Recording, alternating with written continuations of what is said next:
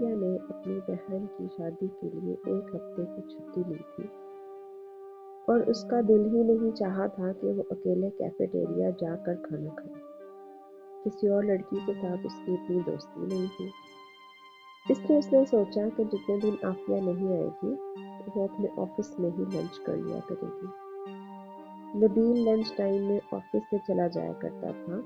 بعض دفعہ وہ لنچ کے لیے کسی ریسٹورینٹ چلا جاتا تھا تو بعض دفعہ وہ اپنے باپ اور بھائیوں کے ساتھ آفس میں لنچ کیا کرتا تھا، اس لیے رمیسا کو یہ پریشانی بھی نہیں تھی۔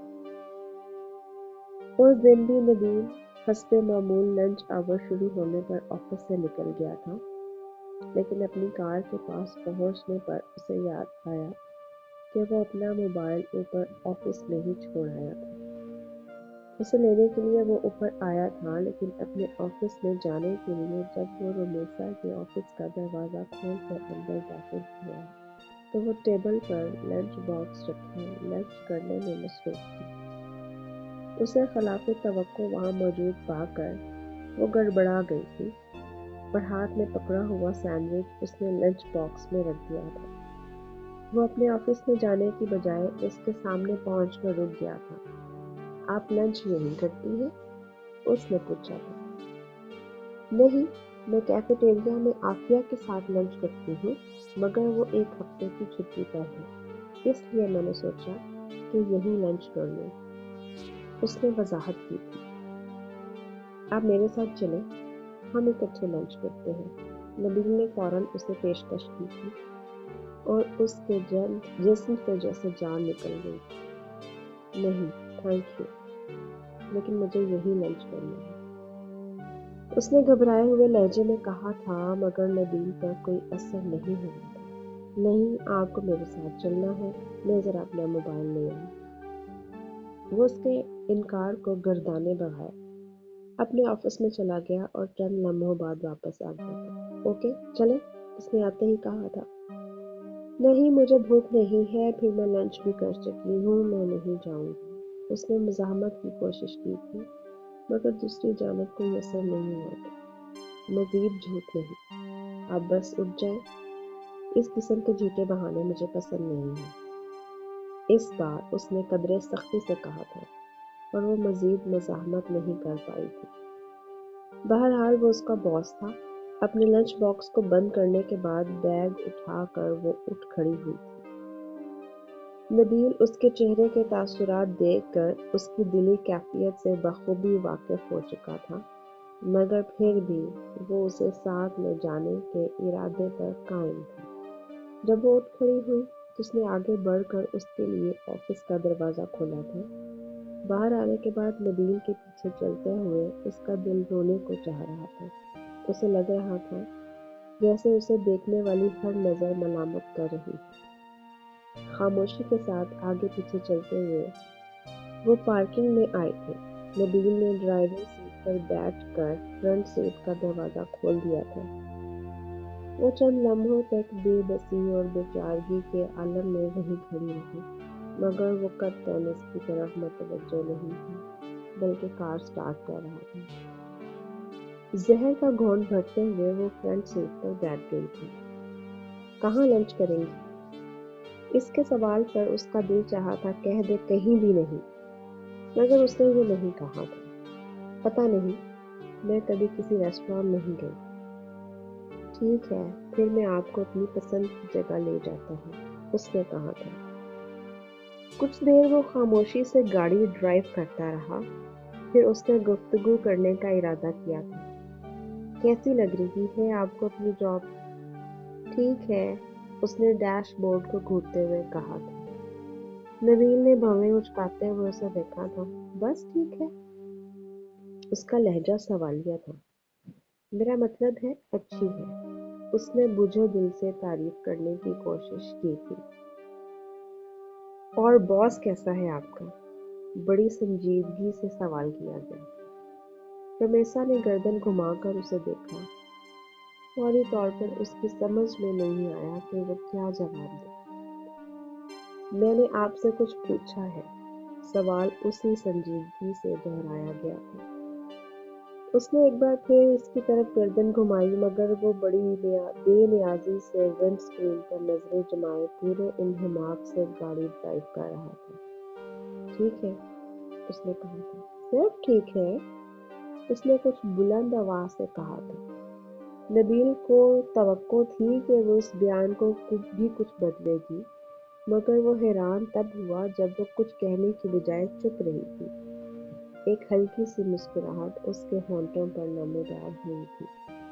ٹھیک ہے، بہت خوب، اس نے زیر لب کہا تھا، پھر ایک نظر اس پر ڈالی تھی جو اب سامنے یا باہر دیکھنے کی بجائے گود میں رکھے ہوئے ہاتھوں پر نظر جمائے بیٹھی تھی۔ اس نے دوبارہ اسے مخاطب نہیں کیا تھا۔ ریسٹورانٹ میں پہنچ کر ٹیبل تک پہنچنے تک دونوں کے درمیان کوئی گفتگو نہیں ہوئی تھی، مگر مینیو کارڈ ہاتھ میں لیتے ہی نبیل نے کہا تھا، کیا کھانا پسند کریں گی آپ؟ کچھ بھی، اس نے ویٹر سے مینیو کارڈ لے کر دیکھنے کی بجائے ٹیبل پر رکھ دیا تھا۔ کچھ بھی، نبیل نے اس کے جملے کو دہرایا تھا۔ آلرائٹ، پھر میں اپنی مرضی کا لنچ کرواتا ہوں آپ کو، مینیو کارڈ پر نظریں دوڑاتے ہوئے اس نے کہا تھا۔ اس نے اپنی پسند کی چند ڈشز ویٹر کو لکھوائی تھی۔ جب ویٹر آرڈر نوٹ کرنے کے بعد چلا گیا تو نبیل نے اس پر نظریں جما دی۔ وہ پہلے جتنی پریشان تھی اب اس سے زیادہ نروس نظر آ رہی تھی۔ اپنے ارد گرد کے خوبصورت ماحول پر نظریں دوڑانے کی بجائے وہ ٹیبل پر پڑے کینڈل سٹینڈ پر نظریں جمائے ہوئے تھی۔ وہ کچھ دیر تک اس کی سرگرمی کو دیکھتا رہا، پھر اس نے بہت آہستگی سے کینڈل سٹینڈ ٹیبل سے اٹھا لیا تھا۔ رومیسا کی نظروں نے اس کے ہاتھ میں آنے تک کینڈل سٹینڈ کا تعاقب کیا تھا، پھر اس نے حیرانی سے اسے دیکھا تھا۔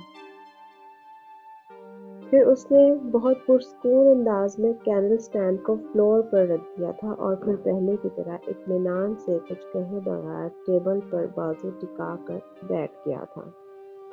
وہ کچھ دیر تک شرمندگی کے عالم میں ٹیبل پر ادھر سے ادھر نظر دوڑاتی رہی، لیکن کسی چیز کو مستقل طور پر دیکھنے کی کوشش اس نے نہیں کی۔ چند لمحوں کے بعد اس نے اپنی گود میں رکھے ہوئے بیگ پر نظریں جما دی تھی۔ نبیل نے ایک گہری سانس لی تھی۔ وہ کم از کم بیگ وہاں سے نہیں ہٹا سکتا تھا۔ ویٹر سافٹ ڈرنک سرو کرنے آیا تھا اور نبیل کے کہنے پر کینڈل سٹینڈ اٹھا کر لے گیا تھا۔ یہ، اس نے ویٹر کے جانے کے بعد ہاتھ کے اشارے سے اسے ڈرنک شروع کرنے کا اشارہ کیا تھا۔ ایک سپ لینے کے بعد وہ دوبارہ اپنی پرانی سرگرمی میں مشغول ہو گئی تھی۔ تھوڑی دیر بعد نبیل نے اسے کہا تھا، آپ ڈرنک نہیں لے رہی؟ میں پی لوں گی، ہلکی سی آواز میں اس کی طرف دیکھے بغیر جواب دیا گیا تھا۔ وہ خاموشی سے ڈرنک کے سپ لیتا اسے دیکھتا رہا۔ پہلے سپ کے علاوہ اس نے دوبارہ گلاس کو ہاتھ نہیں لگایا تھا۔ وہ اس کی نظریں خود پر جمی محسوس کر رہی تھی اور اس کی ہمت نہیں ہو رہی تھی کہ وہ نظر اٹھا سکے۔ لنچ سرو ہونے تک نبیل سکندر نے دوبارہ اسے مخاطب نہیں کیا تھا۔ لنچ سرو ہونے کے بعد اس نے ایک بار پھر اسے مخاطب کیا تھا، آپ شروع کریں۔ وہ بڑے اطمینان سے ٹیبل پر بازو ٹکا کر اس کے کھانا شروع کرنے کا انتظار کرنے لگا۔ رومیسا نے ایک نظر اٹھا کر اسے دیکھا تھا، پھر ٹیبل پر نظر دوڑائی۔ بڑی ہمت کر کے اس نے اپنے آگے رکھی ہوئی پلیٹ میں تھوڑے سے چاول نکال لیے تھے۔ اسے کھانا شروع کرتے دیکھ کر نبیل سکندر نے بھی اپنی پلیٹ آگے سرکا لی تھی۔ پھر پورا وقت وہ چاولوں میں چمچ پھیرتی رہی۔ اس نے شاید کچھ نہ کھانے کا تہیہ کر رکھا تھا۔